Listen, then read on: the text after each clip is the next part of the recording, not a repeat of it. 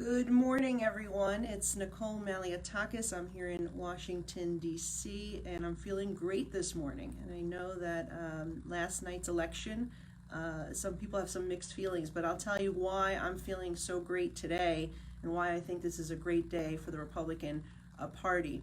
So just looking at New York City, I know many of you are upset because Republicans didn't win the mayoral race. But as somebody who ran for mayor, I could tell you that it's just incredibly difficult for a Republican to win in New York City unless you have a lot of resources like Mike Bloomberg did to get your message out.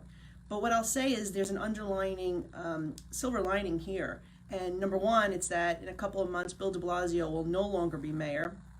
And Eric Adams has made at least the commitment that he's going to reinstate the gifted and talented programs, and he's also going to restore the NYPD plain clothes unit, which was dismantled by Bill de Blasio. And Republicans like me will be out there holding him accountable to make sure that he does the right thing in terms of public safety and education like he promised. But let's look at some of the other races that have transpired yesterday. First of all, obviously, Virginia was an amazing bellwether, and we'll get to that in a minute. But I want to talk locally because on Staten Island, we won every single race except for one. Vito Fossella became the borough president. Murphy got a pitiful 30% of the vote on Staten Island, so he was beat 2-1, and that was great news. But also, we were able to hold on to the seat in the Mid-Island. David Carr won a very, very large margin there as well. And we were able to get in 3 new judges, Brendan Lantry, Ron Castorina, and Paul Marone, who served as my chief of staff. And as I spoke to you earlier in the month, my concern was always having good judges on the bench, particularly when we're seeing judges right now appointed or assigned to criminal court who are releasing people back onto the street. So I think having those 3 conservative judges is a great thing for Staten Island. Now, if you go to other parts of the city, we even picked up a couple of council seats. Vicky Palladino in Queens, Joanne Ariola holds the Eric Ulrich seat in Queens, and a major win in Brooklyn. Ina Vernikov, who I endorsed, is picked up the seat in Brighton Beach, Manhattan Beach area in Brooklyn. That is a major win for Republicans. And guess what? Right now, in the Bay Ridge Dyker Heights seat, which I overlap with, our candidate, Brian Fox, is ahead of Councilman Justin Brannan by a few hundred votes, so we have the possibility to pick that up as well. What's really also exciting is in New York State, there was a huge referendum on the ballot in terms of our elections.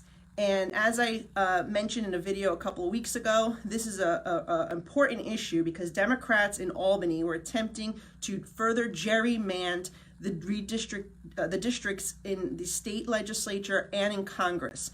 So with your help, we were able to stop them from putting from Proposal 1 that would have given them the power put the power back in their hands to gerrymander the districts, something you rejected a couple of years ago when you voted for a referendum for an independent redistricting commission. So that was great. Also, same-day voter registration, we were able to stop that. How can you register people to vote on the day of the election without giving the Board of Elections an opportunity to vet them to ensure that they're citizens eligible to vote? So congratulations, New York, on that one. And the no excuse universal absentee ballots, also rejected by the people of New York. This is significant for the country, and I'll tell you why. Nancy Pelosi's bill, H.R. 1, which was the Democrats' #1 priority this year, they had put H.R. 1 as their #1 priority. Think about that. And we had raised the alarm that they were going to dismantle the integrity of our election system with these proposals, using taxpayer money to fund political campaigns, ballot harvesting, universal absentee ballots, same-day voter registration. Well, the people of New York resoundingly rejected it yesterday in those referendums, and that is a strong message for Nancy Pelosi and the Democrats to back off. So far this year, we've been able to stop them from further advancing it, but this, I think, puts it all, the final nail in the coffin to stop those disastrous proposals that would undermine the integrity of our election system. Bail reform. Major win in New York. against those who were pushing for bail reform and the defund police movement. We won the Nassau County and Suffolk County District Attorney races. Congratulations to Ann Donnelly and Ray Tierney. That I think was a significant win, because in particular in Nassau County, Ann Donnelly was running against State Senator Todd Kaminsky, who voted for the bail reform law.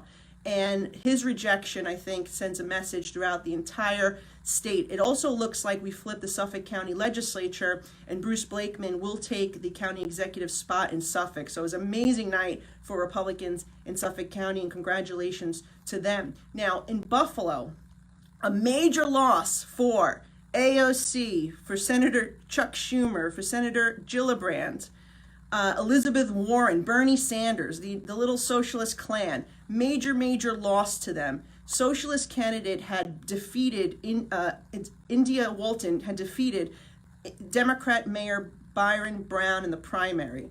And Republicans and Democrats and independents all joined in a write-in campaign to defeat her last night.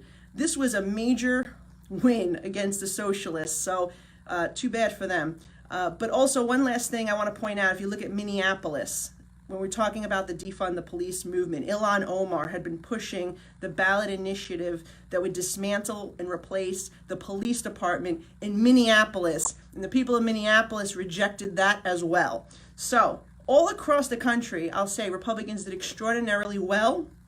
And Virginia and New Jersey, look at New Jersey, how close it is, when that was supposed to be a real Democrat walk. In Virginia, taking back that seat, the people of Virginia have spoken for the entire country in saying that the Democrats have gone way too far, not just in trying to deprive parents from participating in their children's education, but everything you're seeing from Biden and Pelosi coming forward. Think about this. Joe Biden won Virginia by 10 last year, and last night Republican took the state. And that is an amazing victory for us, and sends a strong message that we don't want their socialist agenda. We're tired of the defund police movement. We're tired of you telling parents they can't be involved in our children's education. We're tired of you putting illegal immigrants before citizens. And I think this is going to push back significantly. So now, moving forward, there's only 370 days until I'm on the ballot again. As you know, I'm going to be running for re-election in 2022. I think last night's results for Staten Island, for Southern Brooklyn, show good things, but we need to be engaged. We need to be passionate and out there each and every day. I'll continue doing my job in Washington and when I'm home in the district, and we need you to keep talking about the truth and what needs to be done. And what needs to be done is we need to win back the House. That means we need to hold on to seats like mine and take 5 more, and we will retire Nancy Pelosi once and for all. I know that you're going to be with me along this journey the next 370 days. Share this video, and we'll talk further when I get back to the district.